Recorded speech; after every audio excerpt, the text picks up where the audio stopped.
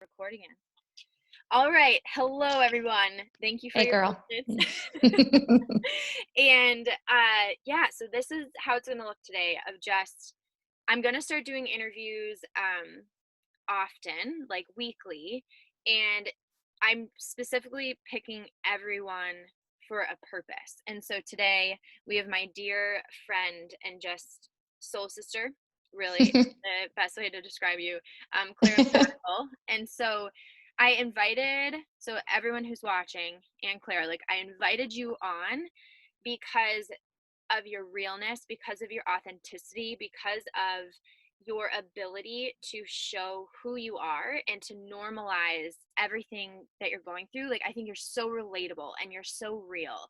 And the shifts Thanks. that you've created in your life, like in the past years, um, is really what everyone who joined this group is also looking to do. And so you're just like maybe a year or two ahead of where they're hoping to be. And so, Gotcha. like, it's so beautiful to be able to see you where you are and then ask you about your experience and your journey and help them see how they are in your footsteps too. And so, like, you bring joy and you're a light. And Oh, thank you. I want to show the world you and tell everyone like what you're up to and what you're doing. So Amazing. so go ahead and like intro yourself with anything you want to add. Okay. So the shifts she just spoke to kind of how I've shifted in the last couple of years. I was a social worker. That's what I went to grad school for and just knew nothing against social work, but for me, it just wasn't my thing. And so I was like, this isn't it. This isn't it. I know that there's it. Um, and so I took the leap and I started serving tables, not knowing what the hell I was going to do. And in that time, there was this regular that came in every Sunday, and I was like, what do you do? I love talking to you. And he was in real estate. And I was like, that's not how I pictured helping people, but maybe I could help people through real estate. Um, and so I took the leap, and I've found a lot since I've started in that industry, of what I want and what I don't want, and creating my voice in it. So being really authentic in real estate and spreading a message that doesn't always have to do with real estate, right? But like connection, helping others and being in a service industry instead of sales. And so I've been spending my time finding my voice from that perspective as a real estate agent. And it just keeps growing, and I keep learning more and seeing how I can give back to my community in that way. So that's where I'm at right now. That's so like, and so yeah, you just started in real estate a year ago. And so actually this was something I'm really glad that you brought this up already, because I think so many times people think that like the work and the impact that we do in the world like has to look like something a certain way, right? Like look like Yep. social work, look like working for a nonprofit, look like Mm-hmm. volunteering, right? And actually like you want to help people and you're doing it through a career that you've chosen. 100%. And to your point, one thing I really learned is, for me, I had this negative belief that, if you made a lot of money, you couldn't help people, or that I had to be in the trenches in order to help. And it's quite opposite. Like we have to fill ourselves up first. And then it's such a great way to give back to the community is by being an example and by being really filled up. And one of the ways to do that for me was to be financially stable. Like it was really hard to go help people when I, was worried about paying my rent, essentially. Yeah. Okay, so this is really good because one of the things I want to like this is actually not anything I said that we were going to talk about, which is also okay. Um so can you paint the picture of where you were like when you first started real estate? What did your life look like? What did it feel like? What did your bank account look like? And then fast Mhm. forward to today and just talk about the transformation. Sure. So, when I started real estate, I was making, under $40,000 a year as a social worker and serving tables on Friday nights just to make my ends meet. And so when I quit social work, I started just serving. And so that was, enough to keep me afloat. And when I started real estate, I was like, I think I need to do this 100%. Like, it sounds fucking terrifying. I literally don't know when I'll get my first paycheck. I opened up like 5 credit cards and had like nothing to my name, like literally nothing to my name at the time. And I just put all of my real estate fees on credit cards and had to find this way of presenting and believing that I had something to give people when I had nothing in my bank account. So it's like, how do I hold space that I believe it's a good decision for you to buy a house when literally I have no money to my name and everything's on a credit card? So about this time last year, I was closing my first transaction, and I had about $12,000 in debt on credit cards. And that's where I was at. That's how I started. And I was like, I know this is going to work. This is going to work. This has to work. Oh my gosh. And so that's what you just kept telling yourself. This has to work. It was like an all knowing, like, that there's no other way right now. And so I think like when it comes down to like that fight or flight, I was like, I'm going to choose to fight and keep going. And so that is what I told myself. Like, I just had this deep sense in my cells that it was going to work. But sometimes we have to get a little bit out of our comfort zone to get there. And that was I've never been in debt like that on credit cards. I had no idea what that looked like. And I did it. Wow. Yeah. So to like looking at that journey and going from that lack mindset of like, I don't have enough, I don't know how I'm going to do this. I've never done this before, which is something that like I coach people on a lot, right? Is of course you don't know what it's going to look like because you've never done it before. Of course you don't know what it's going to feel like because you've never done it before, but having almost that blind faith and that complete trust within yourself, like, this is going to work. Like, of course it's going to work. This is happening. Like, I'm doing this. How did you get there? Because I think like that's what this group is all about, is like this intro, like the first steps on your journey to help build that mindset. Yeah. I think one of the main things that I did to get there is I started a meditation practice, which was huge because it wasn't getting like messages in meditation of what I should do. It was more quieting my system in my mind. So then when I was out there in the real world, I could see the cues of which path I should be taking or where I should put my energy in. And that completely shifted. It just kind of, I guess, calmed my nervous system. And it was a bitch. I did not want to meditate for the first 3 months. I was like, sit down, sit down. Yeah. So it's not like this blissful meditation practice just came out of thin air, but something told me like I needed it to get where I wanted to go. I asked for help. I took out a personal loan, and I was like, on top of that credit card debt, I took out a personal loan from a family member. And I was like, this is what I need. I have to invest to be able to get where I want to go. That's all paid back now, which is amazing. So cool. And I listened. Like my first year was learning. I was like, I'm going to be open to learning all the different ways people do this so I can figure out how I want to do it. So it was like going back to like feeling like I was almost kid-like again because I didn't know anything about real estate, but I knew that I had to listen to learn. Oh my gosh, that's so good. And so fast forward a year, where are you now? Like, how different does your life look? How different everything?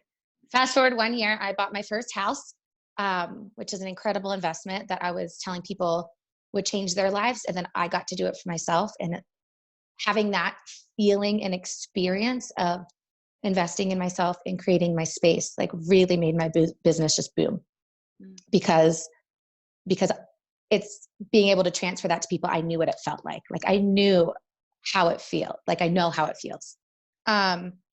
And I tripled my income in 1 year, which was incredible. And I helped 15 people buy or sell real estate in my first year, which is an awesome feeling because I also helped them either move on from a life that they, wanted something new to sell their house, or I helped them invest in themselves and buy real estate and create space. And so that's where I'm at today. And there's no way, I don't think I could never go back. Yeah. Because I love doing it. So, wow. And there's so much more to learn. I know that, but that was my experience over a year. And so what I've noticed is buying my house wasn't necessarily like I mean, it was partly about creating boundaries, but also when you can have this physical manifestation of what you created, it's mind blowing. Like I touch my walls and I'm like, what? If you would have asked me this a year ago, I had negative $20,000 to my name. What? And then this year I have a house. So seeing how quickly we can manifest is mind blowing. Oh my God. That's so powerful because yes, a year ago you had so much debt, and within 1 year, it didn't even take a year, within the same year, it took months for Mm-hmm. you to be able to also buy your house. Yes. Yes. And so that space I hold, because I've experienced it, that like I never thought it was possible with whatever you do in life. So when I talk to my clients, I'm like, this is possible. We might have to work around some things, but if you want it, we can make it happen. It can happen. Wow. And so yeah, so what was like an affirmation you used, or like, so you had the meditation practice, right? Which quieted your mind. You Mm-hmm. allowed yourself to tap in and just say, okay, like I'm trusting like this is happening, right? So Sure. besides the one that like this is happening, what else is it, like another affirmation or a mantra or a phrase that you use to tell yourself, like to shift that, to believe that abundance is Yeah. coming? So two things there, gratitude practice. Like I got really into seeing that you can build through being grateful for what you already have. So a gratitude practice of like sometimes I'm in like a shit mood and it's hard for me to see what I'm grateful for. So I go down to the basics and I like cuddle my dog for 20 minutes. I'm like, I'm so grateful that this being is in my life. And then you start to feel, you can start to like get into that vibration. So it doesn't always have to be the big things. And then it gets easier and they start to show up more and you can focus on that. So a gratitude practice. And then also like one of my mantras is I am so grateful and trust that I am divinely guided, is something that really does um, help me switch into that abundance mindset. So it's not just my actions, but also knowing that I am supported. Mhm. I'm definitely supported. I love it. That's so good. That's so good. And so it feels like, right, in the past year too, like you and we talked about like wanting to just talk about living your truth, right? And you are and you have been. And so what does that mean for you? Good question. And I want to go back just a little bit. Yeah. Um, it's always been really easy to show who I am to my friends and my family because they all allow the space for that. But putting that voice into a profession terrified me. So when I started real estate, I had this idea that I had to be really proper um, and like kind of work in a setting that was more like I thought of real estate as quote unquote fancy, whatever that means. And when I started to see that I could be who I wanted in it, I noticed that I was attracting more. So to your question, like what that means is like showing up with who I am and trusting that who likes that will come. Like not everybody has to work with me or wants to work with me. Mm, yeah. Um, so really like showing up and being who I am is like sometimes I cuss. Maybe you won't like that. Um, my version of being fancy might not be someone else's, right? But like that doesn't mean I don't know what I'm doing, right? So like, do I want to dress like something that's uncomfortable or do I want to dress that kind of expresses who I am? Mm, Um, and when I decided that like the name of my company is like real estate with intention, that's what I want to be in life. It's not just real estate. I want to be how I do business is how I want to be in life, in my personal life too. So really being intentional about it and not being afraid to be a little bit off the grain with how I promote myself. that's so good. That's so Yeah. good. And so what has been the biggest shift that you've had to make to let go of what you think you should look like, right? And step into like, no, this is how I am. Like, how have you been able to embrace that? Um, Number one is truly letting go of what others are thinking of you. Um, because often it has nothing to do with, it doesn't have anything to do with me, what they think of me. Typically it's like something that triggers them from their inner world. And so that piece that like not everybody is going to like love me and like what I say really was freeing. It was super freeing. And the people that need to hear it or want to work with me are right there. So be exactly who you are and be grateful that you're not attracting people that don't like exactly who you are. Yeah. Well, and so this is like exactly in dating too. Like, so whether it's in business, Totally. whether it's in dating, whether it's attracting friendships. Yeah. 100%. And so like last year, I would say 100% of my focus was on business. And this year it's like my business is important and it's how can I present in my business and personal life. So I'm attracting that partner that regardless of what I just am 100% myself and they're cool with it. Right. Cause if they're not, it's like, what's going to happen in 5 years when I become 100% myself and take all the blinders off and you still want them there. Right. Yeah. So might as well show them from the beginning is like kind of the approach I took. Yeah. Yeah. That like that person is going to love you for everything you are and are not. Yeah. And if they're not going to, let's address that now. So I like to take that into my business and into my personal relationships. Like, Yeah. let's just show them who I really am to start. No, yeah, I mean, and that's so hard for so many people, but then look at what you have created in your business because of it. Yes. And I want to point out that like, uh, it's a journey to know who you really are. So that's something that I've been exploring in my business and in my relationships. It's like, sometimes I don't know exactly what I like and don't like until I have the experience. So like allowing myself to have these new experiences in business and in personal life so I can express that, right? Yeah. Yeah, for sure. Yeah. And so, okay, because that's what I was going to say is like, can you give people an example or an exercise or a practice of what that could look like for them? Um, I would say like if you catch yourself in a conversation and someone's asking you a question and it's kind of a mechanical response of like, what's your favorite music? And you explain the genre and why. And you're like, maybe that's not so black and white, right? Like maybe I can find a new way of expressing what I like or like staying open and being like, it's not always this and it's not always that. And not saying what you think they want to hear. That's the hugest, the biggest thing. Can you practice even when it's like something that you think they might not want to hear and they might not like you because of it? Yeah. Right. Yeah. Um, and then trying new things. So that's one thing that I've put that condition on myself is going to new dance classes, seeing how I like to move my body, even in ways that are uncomfortable. So like maybe trying like a pole dancing class is something I've been looking at. And I'm like, oh, that's scary. my story of what that is very different than what it actually is. So I'm going to go experience it. So trying the new things, and just seeing what they feel like. Just that's it. Yeah, I love it. That's so good.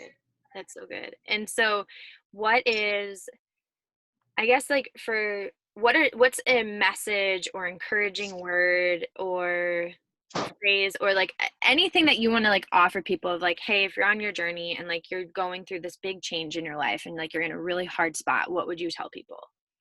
I would tell people that covering up the unknown makes it even scarier.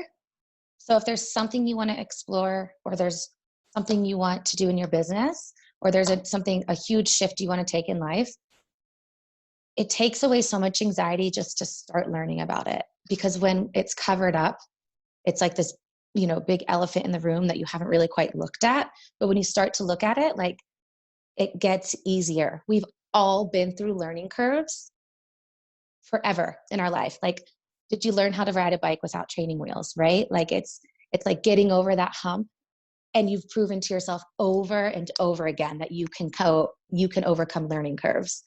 So it's like take the blanket off and just start. And if you need support, ask for it. If you need help, ask for it because it's there and we don't have to do everything alone. I love it. That's But so the learning curve, like how many times in your life have you gone over like been confronted like a wall and you're like, there's no way I can get over this. And then you slowly start climbing. You're like, oh, it's easier than I thought. Mhm. And Yeah. it's possible. Like we're incredible. Humans can create anything they want in life. So Oh my gosh, that's so powerful. yeah. And so what is a book, a podcast, a resource, like something that you use to like keep you in a good vibration? I would say I do it's called Abraham Hicks, and it talks about the law of attraction. You're probably familiar. Um, and it's funny because I went through this phase where I like ordered all the books and never read them. And then I found after I did that, that they literally, you can listen to as many videos as you want on YouTube. And I'm like, oh, that's funny. I got all the books, but the videos are much more accessible for me. And they're kind of timeless because they go and do seminars around the world and they record them. And so you can listen to people's experiences and it always hits. And it's about vibration and how human beings are vibrational beings.